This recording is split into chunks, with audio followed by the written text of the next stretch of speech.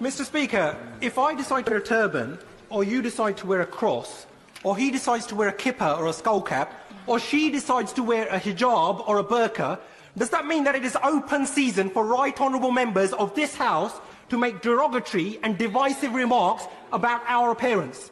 For those of us who from a young age have had to endure and face up to being called names such as Towelhead or Taliban, or coming from Bongo land, we can appreciate full well the hurt and pain felt by already vulnerable Muslim women when they are described as looking like bank robbers and letterboxes. No one in India would ever have thought about the current ongoing situation of the country. However, there are strong traces of such sectarian violence and segregation in history. What happened all of a sudden with secular democratic India? Why the color of saffron is more sacred than hijab? There was a time when India was the biggest democracy of the world, but soon after Modi's government things changed drastically. It feels like Modi is marginalizing other communities in India. In today's India, no one is safe from popular movie stars to farmers of the country. Businesses, religious beliefs, territorial rights are all on risk. Back in 2019, people of India had showed their secular ideology, which they hold tightly, when Modi's government passed Citizenship Amendment Bill. But today's India, public is either confused or scared. India is facing many problems nowadays. On one side, India is dealing China, and many sources claims that India failed to protect its land from China, which Chinese claim their land. And on the other side, because of Farmer Bill, India is dealing with protests and anarchy. These days, banning Muslim girls from wearing hijab is current roasted issue. If we look at the profile of the current Prime Minister of India, we will find many interesting facts that will lead us to the current ongoing situation in India, which is by no means in the interest of the Indian people. At that time, Modi was Chief Minister of Gujarat, and many still calls him Butcher of Gujarat. If we look the US Department of State archive, we will find out a detailed statement by David C. Mulford, US Ambassador to India. In the statement, it is clearly said that the Chief Minister of Gujarat State, Mr. Narendra Modi, applied for a diplomatic visa to visit the United States, and visa denied because of his unlawful act as government office holder. On March 18, 2005, the United States Department of State denied Mr. Modi visa and also revoked Mr. Modi's existing tourist business visa under Section 212A, 2G of the Immigration and Nationality Act, which says any foreign government official who was responsible for or directly carried out at any time particularly severe violation of religious freedom ineligible for a visa to the United States.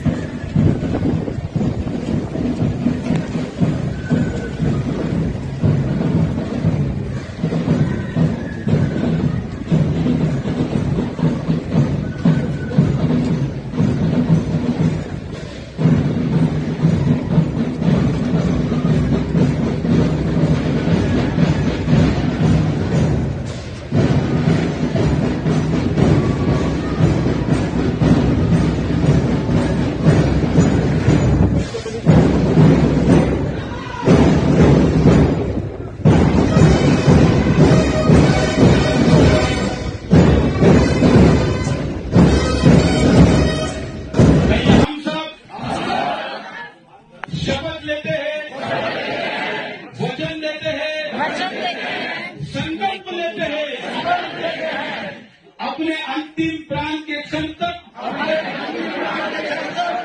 इस देश को हिंदू राष्ट्र बनाने के लिए बनाए रखने के लिए आगे बढ़ाने के लिए लड़ेंगे मरेंगे जरूरत पड़ी तो मारेंगे किसी भी बलिदान के लिए किसी भी कीमत पर एक क्षण भी पीछे नहीं हटेंगे. In the meeting in Hardware, and that has been used by the Indian government also against Muslims. It is polarization, which includes this anti-Muslim hatred. And it is the kind of preparation that we are seeing right now, where this dehumanization is being preached. So we're warning that genocide could very well happen in India. U.S. Holocaust Museum is right about that. One of the first genocides that I predicted way back in 1989 was in Rwanda when I lived there. And I could see from the ID cards where it identifies Tutsis and Hutus and Twa and so forth, that these cards could be used for genocide. And when I asked the president of the Supreme Court, who was a Hutu himself, couldn't you outlaw this, making these ID cards not have these ethnic identifications on them? He said, no, we don't have judicial review here. So you're going to have to talk to the president. So I got an appointment to talk to President Habyarimana. I went in, we talked. I said, these ID cards could be used for genocide. At that point, and I said, you have to get this off of the cards. A sort of mask went down over his face because he didn't want to hear that. It turned out he was, of course, a leader of some of the genocidal massacres that had occurred earlier in that country. But as we left that meeting, I said, Mr. President, if you don't do something to prevent genocide in your country, there is going to be a genocide here within 5 years. That was in 1989. The genocide developed. The hate speech developed. All the early warning signs developed. And as we know, 800,000 Tutsis and other Rwandans were murdered in 1994. We cannot let that happen in India. Thank you. Hindus extremist widely known group RSS supports Modi government and believing that Modi will make India a Hindu state. Making a Hindu state means all minorities living under secular ideology will face consequences. Among them are Kashmiris, Khalistani Sikhs, Christians, Dalits, Indian Muslims, people of Nagaland, and people of Assam. All these groups and communities, from whom some of them never wanted to live with India, is going to be the first target under this extremist ideology, which is compared as Nazi's Hitler ideology.